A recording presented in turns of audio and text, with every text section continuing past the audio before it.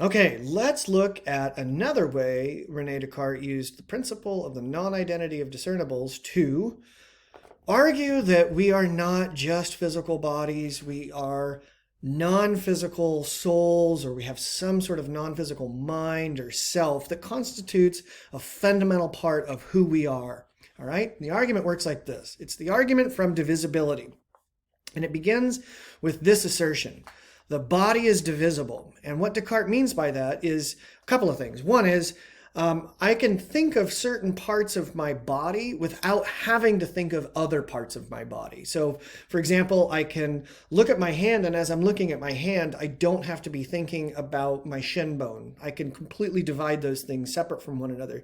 Perhaps even more radically, I can do something with one part of my body and not have another part of my body involved whatsoever. So I can wiggle my big toe. Why am I wiggling my big toe just because I say that? So I can wiggle my big toe, and that has absolutely no impact on my pinky finger, right? So I can think of different parts of the body without being required to think about all the other parts of my body. But Descartes says that is not the case with the mind. It's the case with the brain. But it's not the case with the mind. And what Descartes means by this is that if you think about your consciousness at any given moment, can you really separate out the different aspects of your immediate conscious self at any given moment and kind of compartmentalize them like I just did with my toe and my pinky finger? So for example, if I'm feeling an intense sense of fear at any given moment, but also perhaps a really strong desire. Can I separate those two things out together, out from one another?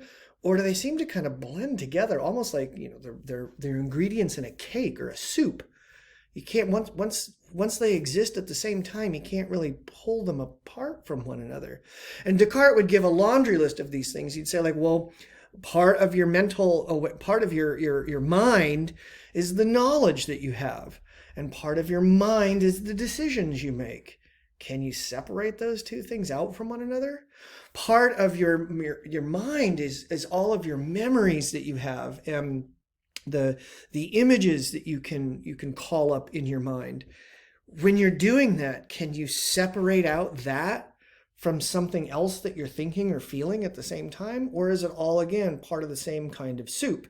And Descartes says, you can't separate the mind in the same way that you can separate the body. And therefore, if two things do not have exactly the same properties, they're not identical. Therefore, the mind and the body are not identical.